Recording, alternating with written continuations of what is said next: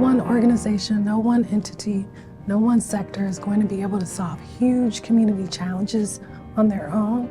So GCF wants to act as that convener and catalyst to bring all those parties together to make it happen. GCF has over 2,000 donor-advised funds. And we really know that donors, first and foremost, we always respect donors' wishes. They can certainly use GCF to make their philanthropic giving, but we see us kind of as bigger and more than that. We see ourselves as partners and influencers to let them know where the giving needs to go. I think 2020 was a wake-up call to so many, including philanthropy and community foundations, and that made Greater Cincinnati Foundation shift the way we did business. So essentially, it's a new practice we call now called trust-based philanthropy, but it's really about understanding that communities and the people in the communities and the ones doing the work, like our great not-for-profit organizations, they know what's best in the community. So our role is really to get the dollars where they're supposed to go as quickly as possible. So we shifted how we did our application processes, we shifted how we did funding, we shifted how we partnered out in the community.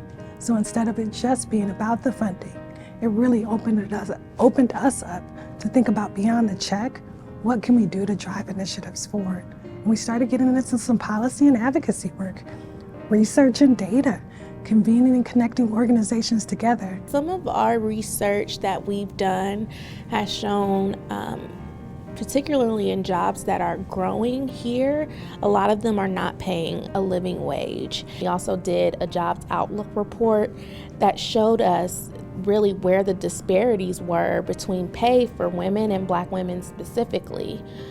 So our projects have been really important because it's showing not only that, okay, these jobs are not paying a living wage, but the disparity is even greater for people of color and women. For many folks, Racial Equity Matters was just a huge wake-up call. When they learned about kind of the systemic, I'll say injustices, inequities that have existed and persisted for so long, it really brought to light of why we have certain populations in need versus others. So a lot of what we do is simply around the education of that. I think that it's really easy to get discouraged when you're doing equity work, to say this is too difficult, this is too slow, I want to do something else. But I think it's really important to always persevere and make sure that you don't forget what the greater good is. And so a lot of what we care about in the community, a lot of what we want to see happen economically when we talk about economic vibrancy and what we want to see happen in our region, I truly believe actually starts with youth, children, their families, and our young adults. But we're saying what we all have in common is creating a more vibrant and equitable community. So how can we work together to do that? I'm happy to say I now have my voice back. I don't know if you heard me struggling in that video, but hopefully now you can hear me loud and clear. But let me just start by first giving a huge thanks to Lighthouse Youth Services and Paul. It is such an incredible honor to receive this award, especially when I think about the recipients that have come before. So I just want to say thank you. On behalf of Greater Cincinnati Foundation, I just proudly accept this. Many of you may be already familiar with Greater Cincinnati Foundation, and as you heard in the video, our mission is really about creating a more vibrant, thriving, opportunity-rich, or equitable environment. And we often use the word equity, and what we really mean by that is being there for those who need us most and where they need us most. And we feel like we do that by connecting people with purpose. We work with a wide variety of community stakeholders, from donors to not-for-profit organizations, business leaders, community advocates, to really address our region's most pressing challenges.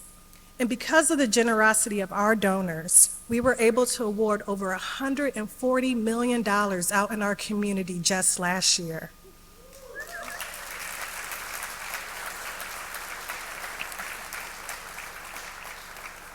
And because of these resources, our broad reach, and the many constituents we work with, I have the privilege of sort of receiving this honor and recognition and appreciation of our work. But I think the real appreciation goes to Lighthouse, its staff who's working with families and youth every day, and quite frankly, the youth who deserve to be honored themselves. Lighthouse provides hope and healing to our entire community. And in many ways, GCF seeks to be like Lighthouse and embrace its motto of being a light, a beacon of life for so many, and a light that's always on. But when I think of the heroes that deserve the applause, it's the youth, their families for their resilience, their bravery, and their commitment to overcome so much to strive to reach their full potential. So thank each and every one of you. Thank the youth, thank their families for taking the first step and trusting organizations like Lighthouse. Greater Cincinnati sees you, we applaud you, and we feel proud to be a part of a community that cares for you. So thank you so much.